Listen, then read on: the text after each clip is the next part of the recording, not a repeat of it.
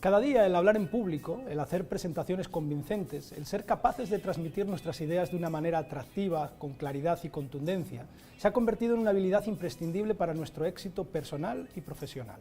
Estamos acostumbrados a asistir a conferencias, a charlas, a cursos, a reuniones mediocres que no destacan. Estamos hartos ya de ver presentaciones aburridas que no dejan en nosotros ninguna impronta.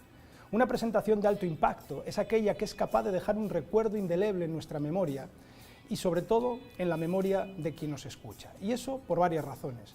Porque la persona que comunica es capaz de ponerle pasión, es capaz de contagiar con sus emociones a los demás, porque es capaz de anteponer los intereses de esas personas a sus propios intereses y sobre todo porque es capaz de conectar y de inspirar a quienes les escuchan y sobre todo a provocar en ellos los cambios que se proponen.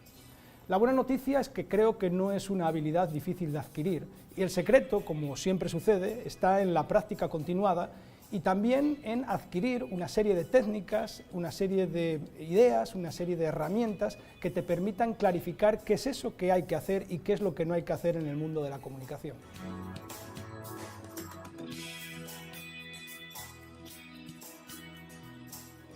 Si le dedicas tiempo y cariño a tus presentaciones, los resultados te acompañarán.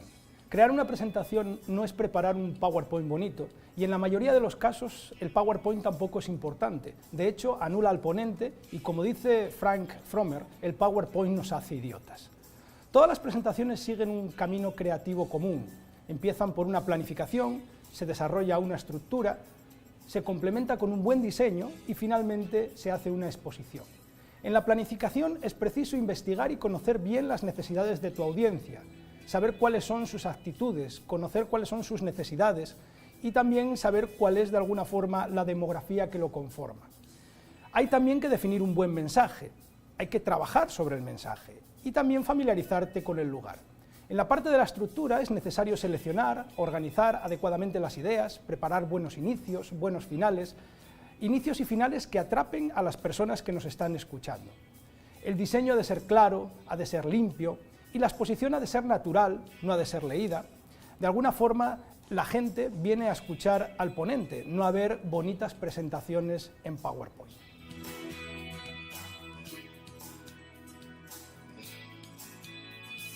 ¿Intentaste alguna vez cruzar un riachuelo donde fluye abundante agua sin mojarte los pies? Seguramente que sí. Y para lograrlo, lo que hiciste fue buscar las piedras firmes que sobresalían en la superficie, trazaste en tu cabeza el recorrido más adecuado y con decisión te pusiste a caminar hacia la otra orilla. En nuestros discursos ha de suceder igual. Las piedras son las ideas principales donde nos tenemos que apoyar, son los hitos que marcan el recorrido de nuestra intervención. En definitiva, eso es la estructura.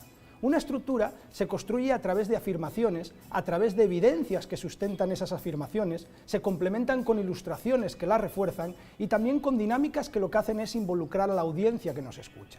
Estoy hablando de identificar cuáles son las ideas claves de nuestra argumentación, de cuáles son esos testimonios, estadísticas, datos, ejemplos, anécdotas que lo soportan y también de imágenes, de fotos, de multimedia que en un momento determinado las pueden ilustrar. Es preciso también pensar en la audiencia y la manera en que mejor podemos hacerla partícipe de nuestra conferencia, de nuestra exposición. Organizar es pensar en un inicio y un final de alto impacto, algo que llame la atención, que provoque el interés de quienes nos escuchan. Es buscar, en definitiva, la mejor forma de ordenar nuestra intervención para lograr así nuestro objetivo. La organización puede ser secuencial, podemos seguir un esquema de problema-beneficio, puede ser espacial, puede ser jerárquica. Cada tipo de exposición lo que hace es, tenemos que decidir cuál es la organización que mejor puede impactar en nuestra audiencia.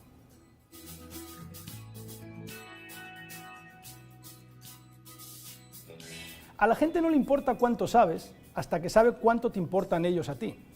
Todo parte de la necesidad que tiene nuestro auditorio. Ellos son los verdaderos protagonistas de nuestras presentaciones.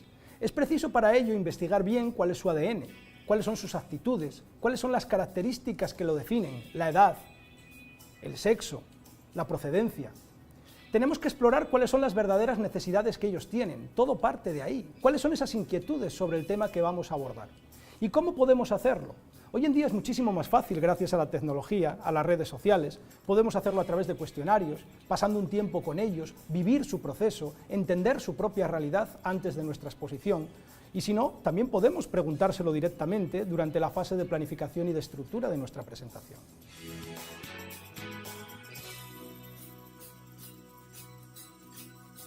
Tenemos muy poco tiempo para captar la atención de nuestro público. Cuando iniciamos una exposición, tenemos entre 30 segundos y 3 minutos para lograrlo. Si no lo logramos, nos costará muchísimo tiempo recuperarlos.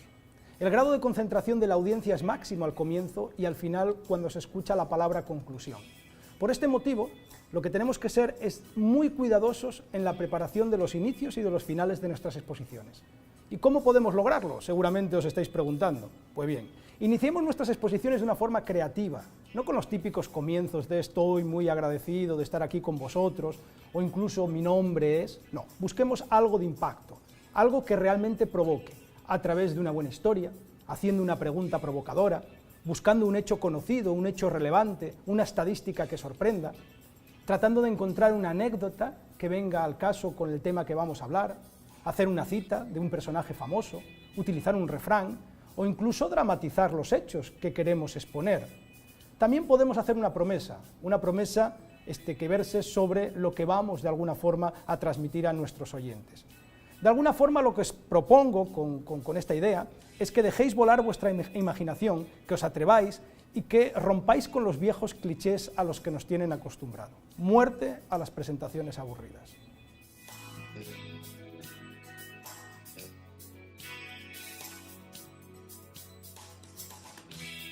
El elemento más importante de una presentación de alto impacto es el orador. Muchas veces confundimos los elementos complementarios con el elemento fundamental. La gente no va a una presentación en público a ver una maravillosa presentación en PowerPoint, va a escuchar al comunicador. Bien es cierto que un buen comunicador complementado con una buena herramienta, el grado de impacto que tiene en la audiencia es muchísimo mayor. Por lo tanto, sí tenemos que ser muy cuidadosos a la hora de complementar nuestras exposiciones. Un error bastante común es pensar que el diseño viene al final, cuando lo que tenemos que hacer es incorporar el diseño de esas diapositivas desde un principio. Y el diseño no es añadir fotos ni rellenar transparencias, tiene más que ver con los principios típicos del diseño, la proximidad, la alineación, la repetición, el contraste. Me llama muchísimo la atención que el espacio vacío es tan importante en nuestros textos como los propios elementos que utilizamos. El atractivo visual influye poderosamente en el impacto de nuestro mensaje, lo potencia. Por lo tanto, el diseño ha de ser más quitar cosas que ponerlas. Utilizamos el PowerPoint, buscamos fotos, vídeos, gráficas. Tenemos que dejar que las transparencias que utilizamos en nuestras exposiciones respiren. El valor de una transparencia no viene dado tanto por la cantidad de información que somos capaces de meter en ella, sino por la claridad con la que somos capaces de comunicarnos. Piensa, por tanto, en lo que puedes eliminar más que en lo que puedes añadir. No abusemos de la lista de viñetas. Utilicemos la regla de los tercios, una regla que se utiliza en fotografía, busquemos el contraste de las imágenes. Los títulos que utilicemos en nuestras presentaciones han de ser afirmaciones importantes que queremos hacer. Y bueno, por último, decir que una imagen vale mucho más que 1000 palabras.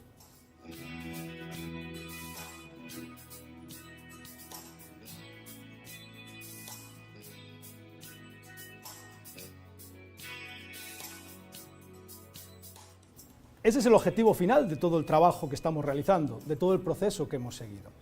En el escenario, el impacto de nuestro mensaje se debe a 3 elementos. El primero de ellos es el elemento verbal, las palabras que utilizamos. Eso representa el 7% del impacto de nuestro mensaje. El 37% es la voz, la utilización que le damos a la voz, los volúmenes, las pausas, el ritmo, la vocalización. Y más del 50% se debe a la comunicación no verbal. Fijaros en de lo que estoy hablando. Las personas nos creemos más lo que vemos que lo que oímos.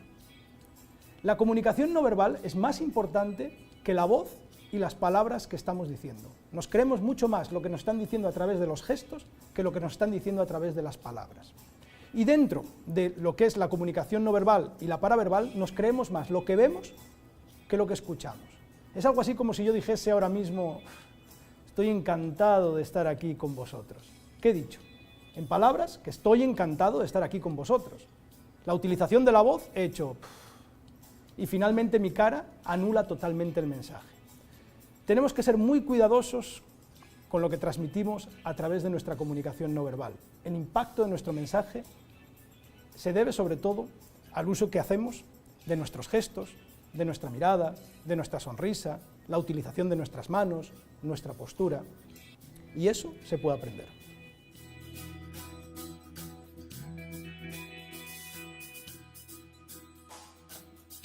A mi juicio son 5 las características que debe de tener un buen comunicador.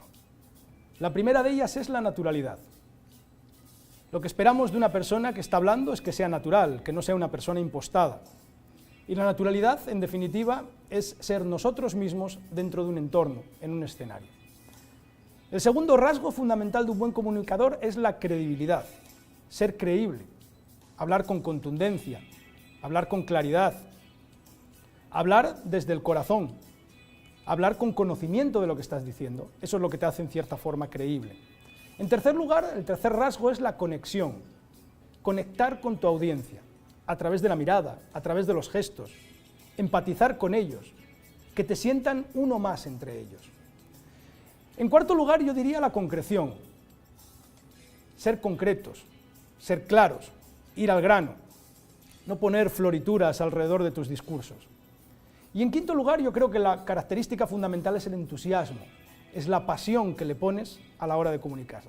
Estas 5 características son las que hacen que nuestra comunicación pueda perdurar y sea muchísimo más contundente.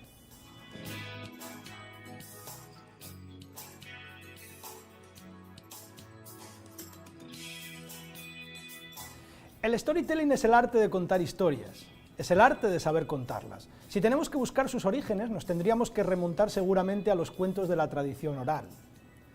La distancia más corta entre el hombre y la verdad es un cuento. Y si todavía tienes alguna duda, piensa en uno de los libros más antiguos de la humanidad, la Biblia. ¿Cómo está contada? A través de parábolas, a través de historias. Cuando tengas una idea brillante, lo que tienes que buscar es una manera sugestiva de hacerla llegar, el cómo. Nuestra información compite con cientos de informaciones alrededor de nosotros a lo largo del día. Tenemos que ser capaces de encender un faro, un foco, que atraiga la atención de nuestros oyentes. A la gente le gusta que le cuenten historias.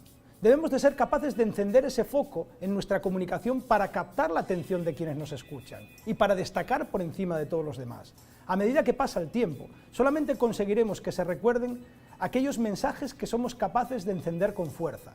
Los faros tienen la fuerza de su luz. Nosotros, como comunicadores, tenemos la fuerza de las historias para captar la atención de quienes nos escuchan.